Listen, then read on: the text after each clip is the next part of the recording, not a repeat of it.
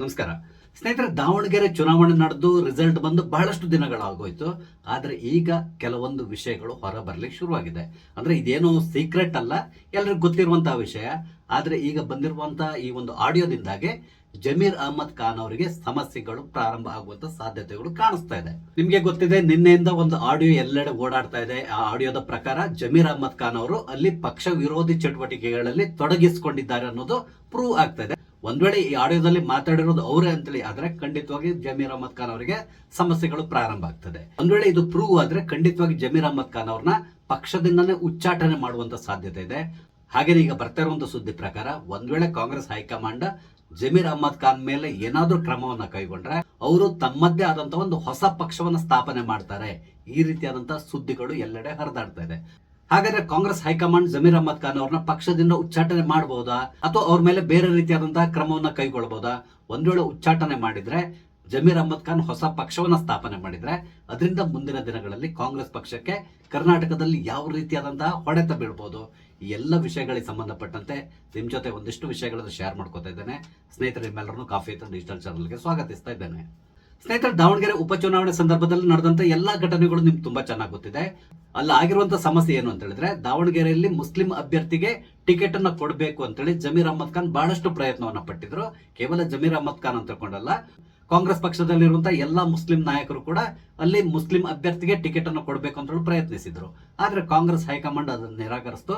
ಶಿವಶಂಕರಪ್ಪನವರ ಮೊಮ್ಮಗ ಆದಂತಹ ಸಮರ್ಥ ಶಾಮನವರಿಗೆ ಟಿಕೆಟ್ ಅನ್ನ ಕೊಟ್ಟರು. ಅಲ್ಲಿ ಅವರು ಗೆದ್ದು ಬಂದಿದ್ದಾರೆ ಕೂಡ. ಆದ್ರೆ ಗೆಲುವಿನ ಅಂತರ ನೋಡಿದಾಗ ಅಲ್ಲಿ ಬಹಳಷ್ಟು ವಿದ್ಯಮಾನಗಳು ನಡೆದಿದೆ ಅನ್ನೋದನ್ನ ಪ್ರೂವ್ ಮಾಡಿ ತೋರಿಸ್ತಾ ಇದೆ. ಹಾಗೇನೆ ಇಲ್ಲಿ ಶಾಕಿಂಗ್ ಅನ್ನುವ ರೀತಿಯಲ್ಲಿ SDPI ಅಭ್ಯರ್ಥಿ 18-19 ಸಾವಿರ ಓಟ್ಗಳನ್ನ ಪಡೆಯುವ ಮುಖಾಂತರ ದಾವಣಗೆರೆ ಮುಸಲ್ಮಾನರು ಯಾರಿಗೆ ಸಪೋರ್ಟ್ ಮಾಡಿದ್ದಾರೆ ಅನ್ನೋದನ್ನ ಅವ್ರು ಪ್ರೂವ್ ಮಾಡಿ ತೋರಿಸಿದ್ರು. ಆಗ ಪ್ರಾರಂಭ ಆಗಿರುವಂತಹ ಸಮಸ್ಯೆ ಈಗ ಉಲ್ಬಣಗೊಂಡಿದೆ. ಈ ದಾವಣಗೆರೆ ಚುನಾವಣೆ ಸಂದರ್ಭದಲ್ಲೇ ಬಂದಂತಹ ಸುದ್ದಿ ಏನು ಅಂತ ಹೇಳಿದ್ರೆ, ಜಮೀರ್ ಅಹಮದ್ ಖಾನ್ ಅವರು ನೇರವಾಗಿ SDPI ಅಭ್ಯರ್ಥಿಗೆ 10 ಕೋಟಿಗೂ ಅಧಿಕ ಹಣವನ್ನ ಫಂಡಿಂಗ್ ಮಾಡಿಸಿದ್ದಾರೆ ಅಂತ ಹೇಳ್ತಾ ಇದ್ರು. ಇಲ್ಲಿ ಜಮೀರ್ ಅಹಮದ್ ಖಾನ್ ಅವರ ಇಂಟೆನ್ಷನ್ ಏನಿತ್ತು ಅಂತ ಹೇಳಿದ್ರೆ, ದಾವಣಗೆರೆಯಲ್ಲಿ ಮುಸಲ್ಮಾನರ ಪ್ರಾಬಲ್ಯ ಏನು ಅನ್ನೋದು ಕಾಂಗ್ರೆಸ್ ಪಕ್ಷಕ್ಕೆ ನಾವು ತೋರಿಸಬೇಕು. ಅದಕ್ಕಾಗಿ ಕಾಂಗ್ರೆಸ್ ಪಕ್ಷದ ಅಧಿಕೃತ ಅಭ್ಯರ್ಥಿಯನ್ನು ಸೋಲಿಸಬೇಕು. ಆ ರೀತಿ ಸೋಲಿಸಬೇಕು ಅಂತ ಹೇಳಿದ್ರೆ ಮುಸಲ್ಮಾನ ಮತಗಳು ಒಡೆದು ಹೋಗ್ಬೇಕು. ಅಲ್ಲಿ ನಿಂತಿರುವಂತಹ ಸ್ವತಂತ್ರ ಅಭ್ಯರ್ಥಿಗೆ ಅವರು ಸಪೋರ್ಟ್ ಮಾಡಬೇಕು. ಇಲ್ಲ ಅಂತ ಹೇಳಿದ್ರೆ SDPI ಅವರಿಗೆ ಓಟನ್ನ ಹಾಕಬೇಕು. ಯಾವುದೇ ಕಾರಣಕ್ಕೆ ಕಾಂಗ್ರೆಸ್ಗೆ ಮಾತ್ರ ಅವರು ಓಟ್ ಹಾಕಬಾರದು. ಈ ರೀತಿಯಾದ ತಂತ್ರವನ್ನ ಹೆಣಿದಿದ್ದಾರೆ ಅಂತ ಹೇಳ್ತಾ ಇದ್ದಾರೆ.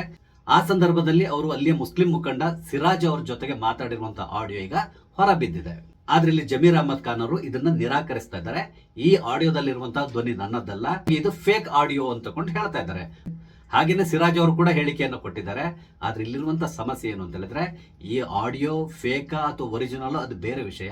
ಆದ್ರೆ ಇದು ರಿಲೀಸ್ ಆಗಿರುವಂತಹ ಸಂದರ್ಭ ಇದೆಯಲ್ಲ, ಇದು ಮುಖ್ಯ ಅನ್ಸ್ಕೊಳ್ತದೆ. ಕಾರಣ ಏನು ಅಂತ ಹೇಳಿದ್ರೆ, ನಾಳೆ ಮುಖ್ಯಮಂತ್ರಿಯಾಗಿ DK ಶಿವಕುಮಾರ್ ಅವರು ಪದಗ್ರಹಣ ಮಾಡ್ತಾ ಇದ್ದಾರೆ. ಇದೇ ಸಂದರ್ಭದಲ್ಲಿ ಅವರ ಸಂಪುಟದಲ್ಲಿ ಯಾರ್ಯಾರು ಇರ್ತಾರೆ ಅನ್ನುವ ನಿರ್ಧಾರ ಕೂಡ ನಡೀತಾ ಇದೆ. ಹಾಗೇನೆ ಜಮೀರ್ ಅಹಮದ್ ಖಾನ್ ಅವರಿಗೆ DCM ಹುದ್ದೆಯನ್ನು ಕೊಡಬೇಕು ಅಂತಕೊಂಡು ಬಹಳಷ್ಟು ಜನ ಮಾತಾಡ್ತಾ ಇದ್ದಾರೆ. ಅದಲ್ಲದೆ ಜಮೀರ್ ಅಹಮದ್ ಅವರು ಕೂಡ ಬಹಳಷ್ಟು ಪ್ರಯತ್ನವನ್ನ ಪಡ್ತಾ ಇದ್ದಾರೆ. ಕನಿಷ್ಠ ಮಂತ್ರಿಗಿರಿಯರು ನಾನು ಸಿಗಬೇಕು, ಈ ರೀತಿಯಾಗಿ ಅವರು ಪ್ರಯತ್ನಿಸ್ತಾ ಇದ್ದಾರೆ.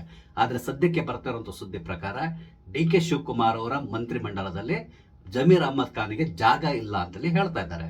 ಅಂದ್ರೆ ಜಮೀರ್ ಅಹಮದ್ ಖಾನ್ ಮತ್ತು DK ನಡುವೆ ಅಂತಹ ಉತ್ತಮ ಸಂಬಂಧ ಇಲ್ಲ. ಜಮೀರ್ ಅಹಮದ್ ಖಾನ್ ಅವರು ಸಿದ್ದರಾಮಯ್ಯನವರ ಕ್ಯಾಂಪ್ ನಲ್ಲಿ ಗುರುತಿಸಿಕೊಂಡಿದ್ದಂತವ್ರು.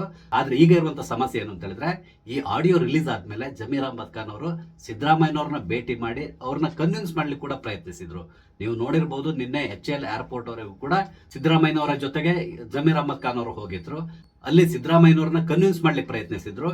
ಈ ಆಡಿಯೋಗೂ ನಂಗೂ ಸಂಬಂಧ ಇಲ್ಲ, ಇದು AI ಜನರೇಟೆಡ್, ಫೊರೆನ್ಸಿಕ್ ಲ್ಯಾಬಿಗೆ ಕಳಿಸ್ಕೊಡಿ, ಅದರಲ್ಲಿರುವಂತಹ ವಾಯ್ಸ್ ಯಾರದಂತ ತಗೊಂಡು ತನಿಖೆ ಆಗಲಿ, ಈ ರೀತಿಯಾಗಿ ಅವರು ರಿಕ್ವೆಸ್ಟ್ ಮಾಡ್ಕೊಂಡಿದ್ರು. ಹಾಗೇನೆ ತನ್ನನ್ನ ಮಂತ್ರಿ ಮಂಡಲಕ್ಕೆ ತಗೊಳ್ಳಿ ಅಂತ ಕೂಡ ಕೇಳ್ಕೊಂಡಿದ್ದಾರಂತೆ. ಆದ್ರೆ ಸಿದ್ದರಾಮಯ್ಯನವರು ತುಟಿ ಪಿಟ್ಟಕ್ ಮಾಡಲಿಲ್ಲ, ಸೈಲೆಂಟ್ ಆಗಿ ಅಲ್ಲಿಂದ ಹೊರಟೋದ್ರು. ಆ ಮುಖಾಂತರ ಸಿದ್ದರಾಮಯ್ಯನವರು ಜಮೀರ್ ಅಹಮದ್ ಖಾನ್ ಅವರ ಮೇಲಿರುವಂತಹ ಸಿಟ್ಟನ್ನ ತೋರಿಸ್ಕೊಂಡಿದ್ದಾರೆ. ದಾವಣಗೆರೆ ಉಪಚುನಾವಣೆ ಸಂದರ್ಭದಲ್ಲಿ ಜಮೀರ್ ಅಹಮದ್ ಖಾನ್ ಆಡಿರುವಂತಹ ಆಟ ಏನನ್ನೋದು ಎಲ್ರಿಗೂ ಗೊತ್ತಿರುವಂತದ್ದು. ಹಾಗೆ ಸಿದ್ದರಾಮಯ್ಯನವರು ಕೂಡ ಗೊತ್ತಿದೆ. ಅದಲ್ಲದೆ ಹೈಕಮಾಂಡ್ ಕೂಡ ಈಗಾಗಲೇ ದೂರ ಹೋಗಿದೆ. ಹಾಗೇನೆ ಈ ಆಡಿಯೋ ರಿಲೀಸ್ ಆದ್ಮೇಲೆ ಸಮರ್ಥ ಶಾಮನವರು ಕೂಡ ಒಂದು ಹೇಳಿಕೆಯನ್ನ ಕೊಟ್ಟಿದ್ದಾರೆ. ಅವ್ರು ಏನ್ ಹೇಳಿದ್ದಾರೆ ಅಂತ ಹೇಳಿದ್ರೆ, ಈ ಆಡಿಯೋದಲ್ಲಿ ಏನಿದೆಯೋ ಅದು ಸತ್ಯ. ಇಲ್ಲಿ ಏನೆಲ್ಲ ನಡೆದಿದೆ ಅನ್ನೋದು ಎಲ್ರಿಗೂ ಗೊತ್ತಿರುವಂತಹ ಓಪನ್ ಸೀಕ್ರೆಟ್. ಯಾರ್ಯಾರು ನಮ್ಮ ವಿರುದ್ಧವಾಗಿ ಕೆಲಸ ಮಾಡಿದ್ದಾರೆ ಎಲ್ಲದೂ ಕೂಡ ಗೊತ್ತಿದೆ. ಹೈಕಮಾಂಡ್ ಈಗಾಗಲೇ ಸಂಪೂರ್ಣವಾದಂತಹ ರಿಪೋರ್ಟ್ ಹೋಗಿದೆ. ಈ ರೀತಿಯಾಗಿ ಅವರು ಹೇಳಿಕೆಯನ್ನು ಕೊಟ್ಟಿದ್ದಾರೆ. ಅಂದ್ರೆ ಅಲ್ಲಿರುವಂತಹ ಪ್ರತಿಯೊಬ್ಬರಿಗೂ ಗೊತ್ತು, ಚುನಾವಣೆ ಸಂದರ್ಭದಲ್ಲಿ ಮುಸಲ್ಮಾನರು ಕಾಂಗ್ರೆಸ್ ವಿರುದ್ಧವಾಗಿ ಕೆಲಸ ಮಾಡಿದ್ದಾರೆ, ಅದರಲ್ಲೂ ಪ್ರಮುಖವಾಗಿ SDPI ಅಭ್ಯರ್ಥಿ ಪರವಾಗಿ ಕೆಲಸ ಮಾಡಿದ್ದಾರೆ ಅನ್ನೋದು ಪ್ರತಿಯೊಬ್ಬರಿಗೂ ಗೊತ್ತಿರುವಂತಹ ವಿಷಯ. ಅದಕ್ಕೆ ಪುಷ್ಟಿ ಕೊಡೋ ರೀತಿಯಲ್ಲಿ ಈ ಆಡಿಯೋದಲ್ಲಿ ಕೂಡ ಅದೇ ವಿಷಯಗಳಿದೆ. ನಿಮಗೆ ಈ ಆಡಿಯೋದಲ್ಲಿ ಏನಿದೆ ಅನ್ನೋದನ್ನ ಸಂಕ್ಷಿಪ್ತವಾಗಿ ಹೇಳ್ತೇನೆ. ಈ ಆಡಿಯೋದಲ್ಲಿ ಜಮೀರ್ ಅಹ್ಮದ್ ಖಾನ್ ಅವರು ಸಿರಾಜ್ ಅವರ ಜೊತೆಗೆ ಮಾತಾಡ್ತಾ ಇದ್ದಾರೆ. ಇನ್ನು ಕನ್ಫರ್ಮ್ ಆಗಿಲ್ಲ ಇದು, ಆದ್ರೂ ಕೂಡ ಅದರಲ್ಲಿ ಏನಿದೆಯೋ ಅದನ್ನ ನಾನು ನಿಮ್ಗೆ ಹೇಳ್ತಾ ಇದ್ದೇನೆ. ಇಲ್ಲಿ ಅವರು ಹೇಳಿರುವಂತ ಮಾತೇನು ಅಂತ ಹೇಳಿದ್ರೆ, ಯಾಕಪ್ಪ ಯಾವಾಗ್ಲೂ ನೀನ್ ಫೋನನ್ನು ಸ್ವಿಚ್ ಆಫ್ ಮಾಡ್ಕೊಂಡಿರ್ತೀಯ, ನಿನ್ನನ್ನ ಅಪ್ರೋಚ್ ಮಾಡ್ಲಿಕ್ಕೆ ನಾನು ಬಹಳಷ್ಟು ಪ್ರಯತ್ನಿಸ್ತಾ ಇದ್ದೇನೆ, ಅಲ್ಲಿ ಏನೆಲ್ಲ ನಡೀತಾ ಇದೆ ಅಂತೇಳಿ ಕೇಳಿದ್ದಾರೆ. ಹಾಗೇನೆ ಯಾವುದೇ ಕಾರಣಕ್ಕೆ ಮುಸಲ್ಮಾನ್ ಮತ ಈ ಬಾರಿ ಕಾಂಗ್ರೆಸ್ ಪಕ್ಷಕ್ಕೆ ಬೀಳಬಾರ್ದು, ಕಾಂಗ್ರೆಸ್ ಪಕ್ಷದಲ್ಲಿ ಸೋಲ್ಬೇಕು, ಹಾಗಾಗಿ ಅವರು ಇಂಡಿಪೆಂಡೆಂಟ್ ಅಭ್ಯರ್ಥಿ ಯಾರಿದ್ದಾರೆ ಅವರಿಗೆ ವೋಟ್ ಹಾಕ್ಲಿ, ಇಲ್ಲ ಅಂತ ಹೇಳಿದ್ರೆ ಕುಕ್ಕರ್ಗೆ ವೋಟ್ ಹಾಕ್ಲಿ ಅಂತೇಳಿ ಹೇಳಿದ್ದಾರೆ. ಕುಕ್ಕರ್ ಅಂತ ಹೇಳಿದ್ರೆ SDPI ಅವರ ಚಿಹ್ನೆ, ಹಾಗಾಗಿ ಕುಕ್ಕರ್ಗೆ ವೋಟ್ ಹಾಕ್ಲಿ ಈ ರೀತಿಯಾಗಿ ಅಲ್ಲಿ ಹೇಳಿದ್ದಾರೆ. ಹಾಗೇನೆ ಪರ ಊರಲ್ಲಿರುವಂತಹ ಮುಸಲ್ಮಾನರನ್ನ ಈ ವೋಟ್ ಹಾಕ್ಲಿಕ್ಕೆ ಬನ್ನಿ ಅಂತ ಕರೀಲಿಕ್ಕೆ ಹೋಗ್ಬೇಡಿ, ಅವರಾಗೆ ಬಂದ್ರು ಓಕೆ, ನೀವಾಗಿ ಯಾರಿಗೂ ಫೋರ್ಸ್ ಮಾಡ್ಲಿಕ್ಕೆ ಹೋಗ್ಬೇಡಿ. ಹಾಗೇನೆ ನೀವು ಮನೆಗೆ ಹೋಗಿ ವೋಟ್ ಹಾಕದೇ ಇರೋರನ್ನ ಬೂತಿಗೆ ಕರ್ಕೊಂಡು ಹೋಗುವಂತ ಕೆಲಸವನ್ನ ಮಾಡಬೇಡಿ, ಅವ್ರನ್ನ ಅವರಷ್ಟಕ್ಕೆ ಬಿಟ್ಬಿಡಿ. ಆ ತರ ಮಾಡಿದ್ರು ಸಾಕು, ಆಗ ಇಲ್ಲಿ ಕಾಂಗ್ರೆಸ್ ಪಕ್ಷ ಸೋಲ್ತದೆ. ಆ ಮೂಲಕ ನಮ್ಮ ತಾಕತ್ ಏನು ಅನ್ನೋದನ್ನ ನಾವು ತೋರಿಸಬಹುದು, ಈ ರೀತಿಯಾಗಿ ಅಲ್ಲಿ ಮಾತಾಡಿದ್ದಾರೆ. ಆದ್ರೆ ಜಮೀರ್ ಇರ್ಬೋದು ಅಥವಾ ಸಿರಾಜ್ ಇರ್ಬೋದು ಅದನ್ನ ನಿರಾಕರಿಸಿದ್ದಾರೆ. ಈ ರೀತಿಯಾಗಿ ನಾವು ಮಾತಾಡಿಲ್ಲ. ಅದ್ರ ಜೊತೆ ಸಿರಾಜ್ ಅವರು ಇನ್ನೊಂದು ಮಾತನ್ನ ಹೇಳಿದ್ರು, ನಾನು ಜಮೀರ್ ಅಹ್ಮದ್ ಖಾನ್ ಅವ್ರ ಜೊತೆ ಮಾತಾಡಿ 1 ತಿಂಗಳ ಮೇಲಾಯ್ತು, ಮೊನ್ನೆ ಬಕ್ರೀದ್ ದಿನ ಅವ್ರನ್ನ ವಿಶ್ ಮಾಡ್ಲಿಕ್ಕಾಗಿ ನಾನು ಫೋನ್ ಮಾಡಿದ್ದೇನೆ ಹೊರತು ಇಲ್ಲಿವರೆಗೆ ನಾನು ಮಾತೇ ಆಡಿಲ್ಲ ಅಂತ ಹೇಳಿದ್ರು. ಈ ಮಾತುಕತೆ ಒಂದ್ ವೇಳೆ ಇಲೆಕ್ಷನ್ ಸಂದರ್ಭದಲ್ಲಿ ಆಗಿದ್ದಿದ್ರೆ ಆ ಸಂದರ್ಭದಲ್ಲಿ ಈ ಆಡಿಯೋವನ್ನ ರಿಲೀಸ್ ಮಾಡಬಹುದಿತ್ತಲ್ಲ, ಈಗ ಯಾಕೆ ರಿಲೀಸ್ ಮಾಡ್ತಾ ಇದ್ದಾರೆ, ಈ ರೀತಿಯಾಗಿ ಪ್ರಶ್ನೆಯನ್ನ ಮಾಡಿದ್ದಾರೆ. ಈ ಆಡಿಯೋ ರಿಲೀಸ್ ಆಗ್ಬೇಕು ಅಂತ ಹೇಳಿದ್ರೆ ನನ್ನ ಫೋನ್ ಇಂದ ಹೊರಗಡೆ ಹೋಗ್ಬೇಕು ಅಥವಾ ಜಮೀರ್ ಅಹ್ಮದ್ ಖಾನ್ ಅವರ ಫೋನ್ ನಿಂದ ಹೊರಗಡೆ ಹೋಗ್ಬೇಕಿತ್ತು. ಆದ್ರೆ ಈ ಆಡಿಯೋನ ರಿಲೀಸ್ ಮಾಡಿರೋದು, ವೈರಲ್ ಮಾಡ್ತಿರೋಂಥವ್ರು ಬೇರೆ ಜನ ಇದ್ದಾರೆ. ಆದ್ರಿಂದಾಗಿ ಇದಕ್ಕೂ ನಮಗೂ ಸಂಬಂಧ ಇಲ್ಲ, ಇದು AI ಜನರೇಟೆಡ್, ಇದಕ್ಕೆ ಸಂಬಂಧಪಟ್ಟಂತೆ ತನಿಖೆ ನಡೀಲಿ ಅಂತಕೊಂಡು ಹೇಳಿಕೆಯನ್ನು ಕೊಟ್ಟಿದ್ದಾರೆ. ಇಲ್ಲಿ ಬಹಳಷ್ಟು ಜನ ಮಾತಾಡ್ತಾ ಇರೋದು ಏನು ಅಂತ ಹೇಳಿದ್ರೆ, ಈ ಸಂದರ್ಭವನ್ನ ನೋಡ್ಕೊಂಡು ಈ ಆಡಿಯೋವನ್ನ ರಿಲೀಸ್ ಮಾಡಿದ್ದಾರೆ ಅಂತೇಳಿ ಹೇಳ್ತಾ ಇದ್ದಾರೆ. ಇಲ್ಲಿ ಇನ್ನೊಂದು ವಿಷಯ ಏನು ಅಂತ ಹೇಳಿದ್ರೆ, ಜಮೀರ್ ಅಹ್ಮದ್ ಖಾನ್ ಅವರ ಬೆಳವಣಿಗೆಯನ್ನ ಅವರ ಸಮುದಾಯದವರೇ ಕೆಲವರು ಒಪ್ಪುತ್ತಾ ಇಲ್ಲ. ಬಹಳಷ್ಟು ಜನರಿಗೆ ಇವ್ರ ಬಗ್ಗೆ ಒಂದು ರೀತಿ ಅಂತ ಹೊಟ್ಟೆ ಕಿಚ್ಚಿದೆ. ಅದರಲ್ಲಿ ಇವರ ಪಕ್ಷದಲ್ಲೇ ಇರುವಂತಹ ಸಲೀಂ ಅಹಮದ್ ಇರ್ಬೋದು ಅಥವಾ ಶಿವಾಜಿನಗರದ MLA ರಿಜ್ವಾನ್ ಇರ್ಬೋದು, ಹಾಗೇನೆ ಬಹಳಷ್ಟು ಜನ ಮುಸ್ಲಿಂ ನಾಯಕರಿದ್ದಾರೆ. ಅವರಿಗೂ ಕೂಡ ಅಷ್ಟೇ ಜಮೀರ್ ಅಹ್ಮದ್ ಖಾನ್ಗೆ ಸಿಗ್ತಾ ಇರುವಂತಹ ಇಂಪಾರ್ಟೆನ್ಸ್ ನ ಸಹಿಸಿಕೊಳ್ಳಿಕ್ಕೆ ಆಗ್ತಾ ಇಲ್ಲ. ಹಾಗಾಗಿ ಒಳಗೊಳಗಡೆ ಅವ್ರು ಕುದೀತಾ ಇದ್ದಾರೆ. ಈಗ ಅವರಿಗೆ ಒಂದು ಅಸ್ತ್ರ ಸಿಕ್ಕಿದ ರೀತಿಯಲ್ಲಿ ಆಗಿದೆ. ಈಗ ಜಮೀರ್ ಅಹ್ಮದ್ ಖಾನ್ಗೆ ಆಗ್ಬಹುದಾದ ಸಮಸ್ಯೆ ಏನು ಅಂತ ಹೇಳಿದ್ರೆ, ಈ ಮಂತ್ರಿ ಮಂಡಲದ ಏನ್ ಲಿಸ್ಟ್ ಏನಿದೆ ಇದೀಗ ಫೈನಲೈಸ್ ಆಗ್ತಾ ಇದೆ. ಇದೇ ಸಂದರ್ಭದಲ್ಲಿ ಈ ಒಂದು ವಿಷಯವನ್ನ ಇಟ್ಕೊಂಡು ಜಮೀರ್ ಅಹ್ಮದ್ ಖಾನ್ ಅವ್ರನ್ನ ಮಂತ್ರಿ ಮಂಡಲದಿಂದ ಹೊರ ಇಡುವಂತ ಸಾಧ್ಯತೆ ಇದೆ. ಇಲ್ಲಿ ಹೈಕಮಾಂಡಿಗೆ ಕೂಡ ಹೇಳಲಿಕ್ಕೆ ಒಂದು ವಿಷಯ ಸಿಕ್ಕಾಗಾಯ್ತು, ಜಮೀರ್ ಅಹ್ಮದ್ ಖಾನ್ ಅವ್ರ ಮೇಲೆ ಈ ರೀತಿಯಂತ ಒಂದು ಅಪಾದನೆ ಇದೆ. ಆದ್ರಿಂದಾಗಿ ಈ ಅಪಾದನೆಯಿಂದ ಅವರು ಮುಕ್ತ ಆಗುವವರೆಗೆ ಅವ್ರನ್ನ ನಾವು ಸಂಪುಟಕ್ಕೆ ಸೇರಿಸ್ಕೊಳ್ಳೋದು ಬೇಡ, ಈ ರೀತಿಯಾಗಿ ಅವರು ಕನ್ವಿನ್ಸ್ ಮಾಡ್ತಾರೆ. ಆ ಮುಖಾಂತರ ಜಮೀರ್ ಅಹ್ಮದ್ ಖಾನ್ ಅವರು ಈ ಬಾರಿಯ ಸಂಪುಟದಿಂದ ಬಹುತೇಕ ಹೊರಗಡೆ ಇರ್ತಾರೆ ಅಂತಲೇ ಹೇಳ್ಬಹುದು. ಅದಲ್ಲದೇನೆ DK ಶಿವಕುಮಾರ್ ಅವರಿಗೂ ಕೂಡ ಇವ್ರನ್ನ ಸಂಪುಟಕ್ಕೆ ಸೇರಿಸ್ಕೊಳ್ಳಿಕ್ಕೆ ಇಷ್ಟ ಇಲ್ಲ. ಅದಕ್ಕೊಂದು ಕಾರಣ ಕೂಡ ಸಿಕ್ಕಾಗಾಯ್ತು. ಈಗ ಅದ್ರ ಜೊತೆಗೆ ಸಿದ್ದರಾಮಯ್ಯನವರು ಕೂಡ ಈಗ ಮಾತಾಡುವಾಗಿಲ್ಲ, ಆ ರೀತಿ ಆಗ್ಬಿಟ್ಟಿದೆ. ಹಾಗೇನೆ ಇನ್ನೊಂದು ಸುದ್ದಿ ಹರಿದಾಡ್ತಾ ಇದೆ, ಅದೇನು ಅಂತ ಹೇಳಿದ್ರೆ, ಒಂದ್ ವೇಳೆ ಈ ಆಡಿಯೋದಲ್ಲಿರುವಂತಹ ಧ್ವನಿ ಏನಿದೆ ಇದು ಜಮೀರ್ ಅಹ್ಮದ್ ಖಾನದ್ದೇ ಅಂತಕೊಂಡು ಕನ್ಫರ್ಮ್ ಆದ್ರೆ ಅವ್ರನ್ನ ಪಕ್ಷದಿಂದ ಉಚ್ಚಾಟನೆ ಮಾಡ್ತಾರೆ ಅಂತೇಳಿ ಹೇಳ್ತಾ ಇದ್ದಾರೆ. ಒಂದ್ ವೇಳೆ ಪಕ್ಷದಿಂದ ಉಚ್ಚಾಟನೆ ಮಾಡಿದ್ರೆ ಮುಂದೆ ಜಮೀರ್ ಅಹ್ಮದ್ ಖಾನ್ ಅವರು ಏನ್ ಮಾಡ್ಬೋದು, ಈ ರೀತಿಯಂತ ಪ್ರಶ್ನೆ ಖಂಡಿತವಾಗಿ ನಮ್ಮ ಮನಸ್ಸಲ್ಲಿ ಮೂಡ್ತದೆ. ಯಾಕಂದ್ರೆ ಈತ ರಾಜಕಾರಣಿ, ಅದಲ್ಲದೆ ಇಡೀ ರಾಜ್ಯದಲ್ಲಿ ನಾನೇ ಮುಸ್ಲಿಂ ನಾಯಕ ಅಂತಕೊಂಡು ಬಿಂಬಿಸ್ಕೊಳ್ಳಿಕ್ಕೆ ಪ್ರಯತ್ನಿಸ್ತಿರುವಂತಹ ವ್ಯಕ್ತಿ. ಇಂತಹ ವ್ಯಕ್ತಿ ಸುಮ್ನೆ ಇರ್ತಾರ? ಖಂಡಿತವಾಗಿ ಸುಮ್ನೆ ಇರೋದಿಲ್ಲ. ಒಂದೇ ಅವ್ರು JDS ಕಡೆ ಹೋಗ್ಬೋದು, ಇಲ್ಲ ಅಂತ ಹೇಳಿದ್ರೆ ತಮ್ಮದೇ ಆದಂತ ಒಂದು ಪಕ್ಷವನ್ನು ಸ್ಥಾಪನೆ ಮಾಡಿದ್ರು ಕೂಡ ಆಶ್ಚರ್ಯ ಪಡ್ಬೇಕಾಗಿಲ್ಲ. ಯಾಕಂದ್ರೆ ಇವ್ರ ಬಳಿ ಹಣಕ್ಕೇನು ಸಮಸ್ಯೆ ಅಲ್ಲ. ಹಾಗಾಗಿ ತಮ್ಮದೇ ಆದಂತ ಒಂದು ಹೊಸ ಪಕ್ಷವನ್ನು ಸ್ಥಾಪನೆ ಮಾಡುವ ಮುಖಾಂತರ ಕಾಂಗ್ರೆಸ್ ಪಕ್ಷಕ್ಕೆ ಸೆಡ್ಡು ಹೊಡೆದ್ರು ಕೂಡ ಆಶ್ಚರ್ಯ ಪಡ್ಬೇಕಾಗಿಲ್ಲ. ಸಿದ್ದರಾಮಯ್ಯನವರು ಒಂದು ಜಾತಿ ಗಣತಿ ಅಂತೇಳಿ ಮಾಡಿಸಿದಾರಲ್ಲ, ಆ ಜಾತಿ ಗಣತಿಯ ರಿಪೋರ್ಟ್ ಇನ್ನು ಹೊರಬಂದಿಲ್ಲ. ಆದ್ರೆ ಆ ರಿಪೋರ್ಟ್ ನಲ್ಲಿರುವಂತಹ ಅಂಶಗಳು ಈಗಾಗಲೇ ಲೀಕ್ ಆಗಿದೆ. ಆ ಅಂಕಿಅಂಶಗಳ ಪ್ರಕಾರ ಕರ್ನಾಟಕದಲ್ಲಿ ಮುಸಲ್ಮಾನರೇ ನಂಬರ್ 1 ಅಂತಕೊಂಡು ಗೊತ್ತಾಗ್ತಾ ಇದೆ.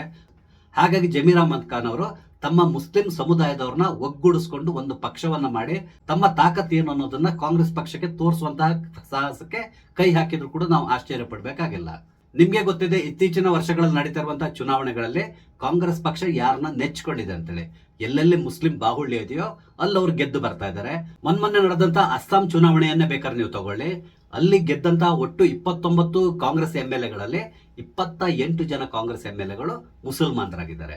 ಅಂದ್ರೆ ಮುಸಲ್ಮಾನ್ ಬಾಹುಳ್ಯ ಎಲ್ಲಿದೆಯೋ ಅಲ್ಲಿ ಕಾಂಗ್ರೆಸ್ ಗೆಲ್ತಾ ಇದೆ, ಉಳಿದಂತಹ ಕ್ಷೇತ್ರಗಳಲ್ಲಿ ಅವರು ಕಳ್ಕೊಳ್ತಾ ಇದ್ದಾರೆ. ಆದ್ರಿಂದಾಗಿ ಕರ್ನಾಟಕದಲ್ಲಿ ಕೂಡ ಅಷ್ಟೇ ಜಮೀರ್ ಅಹ್ಮದ್ ಖಾನ್ ಒಂದ್ ವೇಳೆ ಪಕ್ಷವನ್ನ ಬಿಟ್ಟು ಹೊರ ಹೋಗಿ ತಮ್ಮದೇ ಪಕ್ಷವನ್ನು ಸ್ಥಾಪಿಸಿದ್ರೆ ಅಥವಾ ಅವ್ರು ಬೇರೆ ಯಾವ್ದು ಪಕ್ಷಕ್ಕೆ ಸೇರ್ಕೊಂಡ್ರೆ, ಅಂದ್ರೆ ಅವರಿಗಿರುವಂತಹ ಆಪ್ಷನ್ JDS. ಒಂದ್ ವೇಳೆ JDS ನ ಸೇರ್ಕೊಂಡ್ರು ಕೂಡ ಅದರಿಂದ ಕಾಂಗ್ರೆಸ್ಗೆ ಬಹುದೊಡ್ಡದಾದಂತಹ ಏಟು ಮುಂದಿನ ಚುನಾವಣೆ ಸಂದರ್ಭದಲ್ಲಿ ಆಗ್ತದೆ. ಈ ವಿಷಯ ಜಮೀರ್ ಅಹಮದ್ ಖಾನ್ ಅವರಿಗೂ ಕೂಡ ತುಂಬಾ ಚೆನ್ನಾಗಿ ಗೊತ್ತಿದೆ. ಹಾಗಾಗಿ ಒಂದ್ ವೇಳೆ ಕಾಂಗ್ರೆಸ್ ಪಕ್ಷ ಇವ್ರನ್ನೇನಾದ್ರೂ ಉಚ್ಚಾಟನೆ ಮಾಡಿದ್ರೆ ಜಮೀರ್ ಅಹಮದ್ ಖಾನ್ ತಮ್ಮದೇ ಪಕ್ಷವನ್ನು ಸ್ಥಾಪನೆ ಮಾಡಬಹುದು, ಅಥವಾ JDS ಕಡೆ ಹೋದ್ರು ಕೂಡ ಆಶ್ಚರ್ಯ ಪಡಬೇಕಾಗಿಲ್ಲ. ಒಂದ್ ವೇಳೆ ಆ ರೀತಿ ಏನಾದ್ರು ಮಾಡಿದ್ರೆ ಮುಂದಿನ ಚುನಾವಣೆಯಲ್ಲಿ ಕಾಂಗ್ರೆಸ್ ಮಕಾಡೆ ಮಲ್ಗ್ತದೆ, ಇದಂತೂ ಸತ್ಯ. ಆದ್ರಿಂದ ಕಾಂಗ್ರೆಸ್ ಪಕ್ಷ ಖಂಡಿತವಾಗಿ ಇವ್ರನ್ನ ತಕ್ಷಣ ಉಚ್ಚಾಟನೆ ಮಾಡ್ಲಿಕ್ಕೆ ಹೋಗೋದಿಲ್ಲ. ಅದಕ್ಕೆ ಬದಲಾಗಿ ಸಂಪುಟದಿಂದ ಹೊರಗಡೆ ಇಟ್ಟು ಸ್ವಲ್ಪ ಸಮಯ ಕಳೆದ ಮೇಲೆ ಅವ್ರನ್ನ ವಾಪಸ್ ಸಂಪುಟಕ್ಕೆ ತಗೊಳ್ಳುವಂತಹ ಸಾಧ್ಯತೆಗಳು ಇದೆ. ಏನೇ ಆಗ್ಲಿ, ಈ ಆಡಿಯೋದಿಂದಾಗಿ ಜಮೀರ್ ಅಹಮದ್ ಖಾನ್ ಅವರು DCM ಹುದ್ದೆಯ ಕನಸನ್ನ ಕಾಣ್ತಾ ಇದ್ರು. DCM ಹುದ್ದೆ ಹೇಗೂ ಸಿಗೋದೇ ಇಲ್ಲ, ಅದ್ರ ಜೊತೆಗೆ ಮಂತ್ರಿ ಮಂಡಲದಲ್ಲೂ ಕೂಡ ಅವಕಾಶವನ್ನ ಕಳ್ಕೊಳ್ತಾ ಇರೋ ರೀತಿಯಲ್ಲಿ ಕಾಣಿಸ್ತಾ ಇದೆ. ಯಾವುದಕ್ಕೂ ನಾವು ನಾಳೆ ಸಂಜೆವರೆಗೆ ಕಾಯ್ಬೇಕಾಗಿ ಬರ್ತದೆ. ಅಷ್ಟೊಳಗಡೆ ಮಂತ್ರಿ ಮಂಡಲದಲ್ಲಿ ಯಾರೆಲ್ಲ ಇದ್ದಾರೆ ಅಂತ ತಿಳ್ಕೊಂಡು ಹೊರಗಡೆ ಬರ್ತದೆ. ಆದ್ರೆ ಅಧಿಕೃತವಾಗಿ ನಮ್ಗೆ ಗೊತ್ತಾಗೋದು ನಾಳೆ ಸಂಜೆ. ಅಲ್ಲಿವರೆಗೆ ನಾವು ಕಾಯ್ಬೇಕಾಗಿ ಬರ್ತದೆ. ನೋಡೋಣ ಕಾಂಗ್ರೆಸ್ ಪಕ್ಷದಲ್ಲಿ ಮುಂದಿನ ದಿನಗಳಲ್ಲಿ ಏನೆಲ್ಲ ಆಗ್ಬಹುದು ಅಂತಕೊಂಡು. ಹಾಗೇನೆ ಒಂದ್ ವೇಳೆ ಜಮೀರ್ ಅಹಮದ್ ಖಾನ್ ಅವ್ರನ್ನ ಕಾಂಗ್ರೆಸ್ ಪಕ್ಷದಿಂದ ಉಚ್ಚಾಟನೆ ಮಾಡಿದ್ರೆ ಕಾಂಗ್ರೆಸ್ ಪಕ್ಷದಲ್ಲಿರುವಂತಹ ಮುಸಲ್ಮಾನ್ ನಾಯಕರು ಯಾವ ರೀತಿಯಾಗಿ ಹೆಗ್ಗಬಹುದು ಅದನ್ನ ಕೂಡ ನಾವು ನೋಡಬಹುದು. ಯಾವುದಕ್ಕೂ ನಾವು ಕಾಯ್ಬೇಕಾಗಿ ಬರ್ತದೆ. ನೋಡೋಣ ಮುಂದೆ ಏನೆಲ್ಲ ಆಗ್ತದೆ ಅಂತೇಳಿ. ಸ್ನೇಹಿತರೆ, ನಿಮ್ಗೆ ಅನಿಸ್ತದೆ ಜಮೀರ್ ಅಹಮದ್ ಖಾನ್ ಅವ್ರನ್ನ ಪಕ್ಷದಿಂದ ಉಚ್ಚಾಟನೆ ಮಾಡಬಹುದಾ? ಒಂದ್ ವೇಳೆ ಉಚ್ಚಾಟನೆ ಮಾಡಿದ್ರೆ ಅವರು ತಮ್ಮದೇ ಆದಂತಹ ಪಕ್ಷವನ್ನ ಸ್ಥಾಪನೆ ಮಾಡ್ತಾರ? ನಿಮ್ಮ ಅನಿಸಿಕೆಗಳನ್ನ ದಯವಿಟ್ಟು ಕಮೆಂಟ್ ಮುಖಾಂತರ ತಿಳಿಸಿ. ಹಾಗೇನೆ ಇಲ್ಲಿ ನಾನು ಹಂಚ್ಕೊಂಡಂತ ವಿಷಯ ಇಷ್ಟ ಆದ್ರೆ ಲೈಕ್ ಮಾಡಿ, ಶೇರ್ ಮಾಡಿ, ದಯವಿಟ್ಟು ನನ್ನ ಚಾನಲ್ ಸಬ್ಸ್ಕ್ರೈಬ್ ಮಾಡಿ. ನಮಸ್ತೆ, ಜೈ ಹಿಂದ್.